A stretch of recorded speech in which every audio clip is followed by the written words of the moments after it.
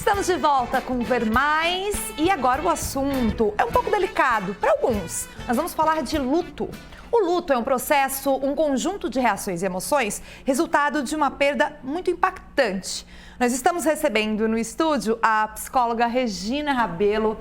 Muito bem-vinda, seja bem-vinda, boa tarde para você, tudo bem? Tudo bem, Gisele, muito obrigada pelo convite para a gente poder falar sobre um assunto tão importante, né? E boa tarde a todos que estão em casa nos assistindo. Pois é, essa questão do luto, para alguns ainda é um problema falar disso, né? Sim, Gisele, porque a nossa cultura, ela não tem o hábito de trabalhar essas questões. Então, na cultura oriental, isso já é visto com mais leveza, com mais naturalidade, mas a nossa cultura ocidental ainda não entende o luto como um processo natural da vida de qualquer ser humano.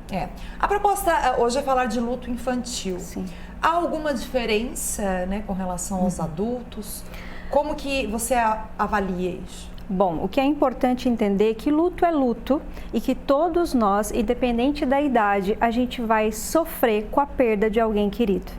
Então é importante que o adulto que tiver uma criança em casa, né, a família perdeu alguém, né, o adulto entender como que ele lida também com o seu processo de luto, se ele se permite vivenciar aquelas emoções que vão se fazer presente no momento da perda da pessoa querida, o quanto ele se permite expressar as suas emoções, né? Respeitar as suas próprias emoções, porque a partir desse entendimento dele, ele também vai conseguir auxiliar essa criança. Porque se eu entendo que o luto é um processo que o processo de luto tem fases, né? A fase da raiva, a fase da negação, a fase da tristeza, até chegar na aceitação. Se eu entendo que isso vai acontecer comigo, está acontecendo comigo, isso também vai acontecer com a criança. Embora a criança tenha comportamentos diferentes para lidar com aquela emoção que ela está sentindo. Este ano, né, a gente teve um momento, pessoal, de isolamento social, muitas perdas, né? Avós, né? Infelizmente a pandemia nos tirou, né, grandes pessoas, né, de público de risco. Algum comportamento diferente que você analisou, você que trabalha com crianças no seu consultório? Bom, o que é importante é que algumas pessoas acabam, né, tentando poupar a criança da dor, né? E aí com isso acabam tirando esta oportunidade que a criança tem de vivenciar, né, experimentar o seu processo de luto e passar por essa fase que é uma fase natural e que dependendo de como a gente for lidar com isso, isso pode ser um fator também de desenvolvimento para a criança. Então, aprender a lidar com as suas próprias emoções, com a frustração, com a dor e com isso se desenvolver também emocionalmente. Claro que a gente não quer passar pelo luto para se desenvolver, mas também precisamos entender o luto como uma fase natural da vida e que quanto melhor a gente conseguir passar por ela, mais saudável a gente vai poder estar também na vida adulta. Exatamente. Porque um luto mal elaborado faz com que a gente acabe desenvolvendo muitas vezes sintomas depressivos e outras questões relacionadas ao psiquismo. Eu ia te perguntar sobre isso, né? Quando que o luto não é saudável?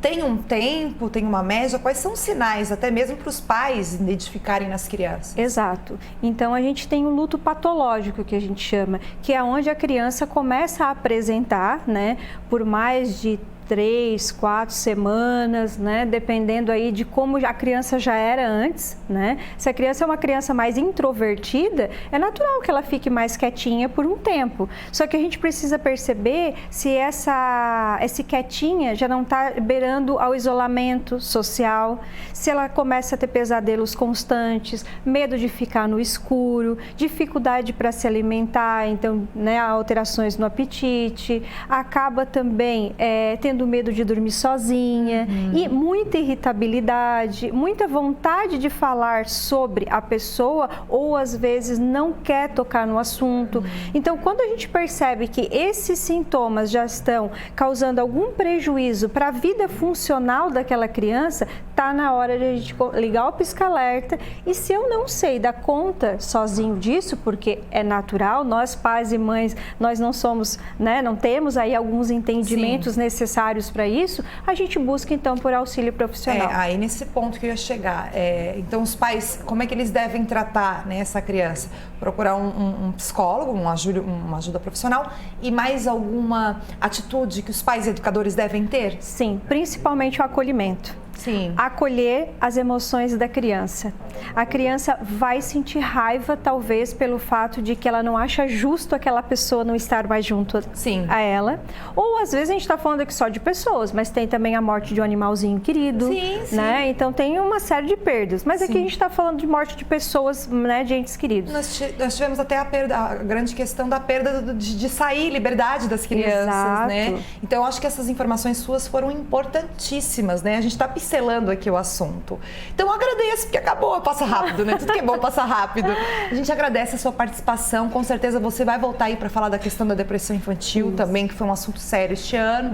E foi muito importante você abrir os olhos dos pais e educadores aí sobre este alerta do luto infantil. Gisele, muito obrigada, né? E que a gente possa se encontrar mais vezes para poder falar sobre esses assuntos, que são assuntos inerentes e importantes para o cuidado da saúde mental das nossas crianças e adolescentes. Com certeza, estamos vivendo Janeiro Branco, né? Isso Ficamos mesmo. por aqui, gente. Beijo no seu coração, do pessoal aqui também. A gente volta amanhã. Tchau, tchau. Ai, que pena que é tão curtinho.